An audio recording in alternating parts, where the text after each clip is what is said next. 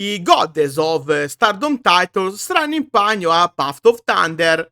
Anane e Sayada, le attuali campionesse, affronteranno Suzu Suzuki e Mei Seira in una sfida che promette spettacolo. Ma come siamo arrivati a questo match? Beh, scopriamolo insieme. Anan è una delle giovani stelle più luminose della Stardom. È entrata nella promotion a soli 12 anni, fa parte di Stars ormai da molti anni e si è affermata nel tempo grazie alla sua tecnica e alla sua resilienza.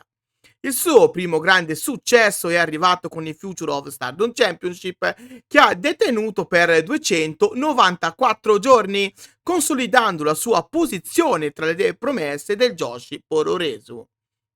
Al suo fianco c'è Sayada, una lottatrice dal cuore impavido e dalla grande potenza fisica. La giovane lottatrice di Stars si è fatta notare per il suo stile da power fighter, con mosse devastanti che la rendono un'avversaria ostica per chiunque. In passato ha detenuto il Future of Stardom Championship proprio come la sua attuale partner. La loro alleanza è nata dalla comune esperienza nelle Stars e dalla volontà di dimostrare che, nonostante la loro giovane età, possono dominare la divisione tag team. Dopo un lungo percorso di crescita che le ha portate a conquistare i New Blood Tag Team Titles e ad oggi a detenere il regno più longevo intorno a questi titoli, hanno dapprima vinto la Goddess of Stardom Tag League sul finire del 2024, per poi conquistare i Goddess of Stardom Titles a Dream Kingdom lo scorso dicembre, battendo Momo Watanabe e Tekla, dimostrando che il loro affiatamento è la chiave del loro successo. Dall'altra parte del ring troviamo due atlete che non hanno bisogno di presentazioni: Suzu Suzuki e Mei Seira. Suzu Suzuki è una delle lottatrici più esplosive e imprevedibili del panorama Joshi. Con un background nel mondo del deathmatch wrestling, si è rapidamente evoluta in un'atleta completa, capace di affrontare qualsiasi stile. Il suo talento l'ha portata a lottare in diverse realtà di spicco, dove ha avuto scontri memorabili con atlete del calibro di Giulia. Da quando è approdata in Stardom ha dimostrato di essere una lottatrice da non sottovalutare, andando a vincere il 5-Star Grand Prix nel 2023, cosa non da poco. Accanto a lei troviamo Mei Seira, un'atleta incredibilmente agile e dinamica che ha fatto il suo ritorno in Stardom il 3 aprile del 2023 dopo un periodo di pausa dalla federazione, il che le ha permesso di affinare maggiormente le sue abilità con le quali si è imposta come pietra di paragone nella categoria high speed. La sua velocità e la sua abilità nell'high flying wrestling la rendono una delle performer più spettacolari della federazione. Il suo stile si combina alla perfezione con la brutalità di Suzuki, creando una coppia che può mettere in difficoltà chiunque.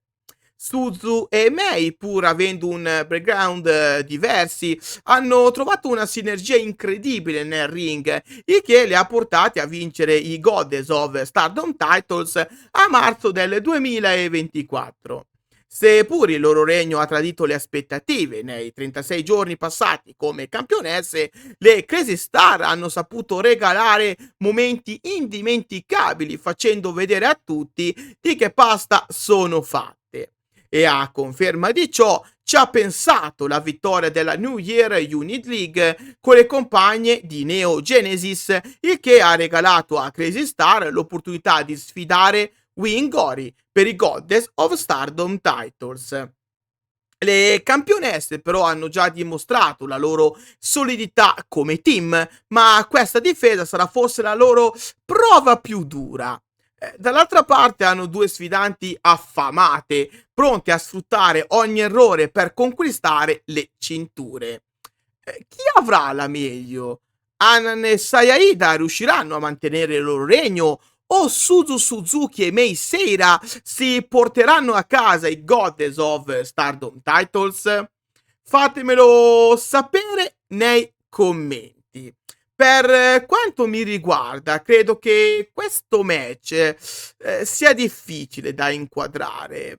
Da un lato la sconfitta di Wingori andrebbe ad intaccare il loro status, facendole passare come campionesse di transizione. Dopo averle costruite per tutto il 2024, privarle ora dei titoli sarebbe sbagliato secondo me, anche perché non si darebbe il tempo ad Hanan e a Sayada di concretizzare il loro regno.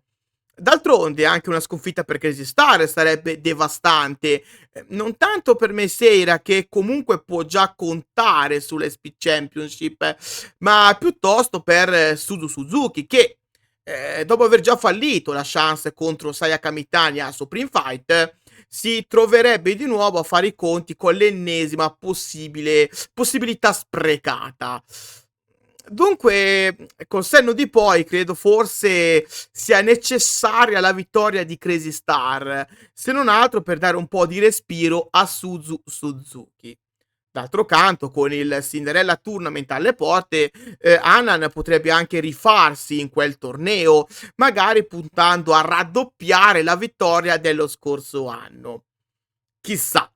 In attesa di scoprire cosa succederà a Path of Thunder, pay-per-view che andrà in onda lunedì 24 febbraio, vi invito a lasciare un like, a condividere il video con quante più persone possibili, in modo da far conoscere il mio progetto a tutti i vostri amici, e a iscrivervi al canale attivando anche la campanella per non perdervi i prossimi contenuti. Inoltre vi ricordo che qua sotto in descrizione potete trovare tutti i link del progetto Donne tra le corde, un progetto che racchiude tutto il meglio del wrestling femminile mondiale. Grazie a Donne tra le corde potete rimanere sempre aggiornati su tutto ciò che accade intorno alle vostre atlete preferite, grazie a news, rumors, risultati dei vari show e molto altro. Date un'occhiata ai link che trovate qui sotto per tutte le info. Dal vostro amichevole Kirito di quartiere per oggi è tutto. Grazie di cuore e alla prossima. Bye poi!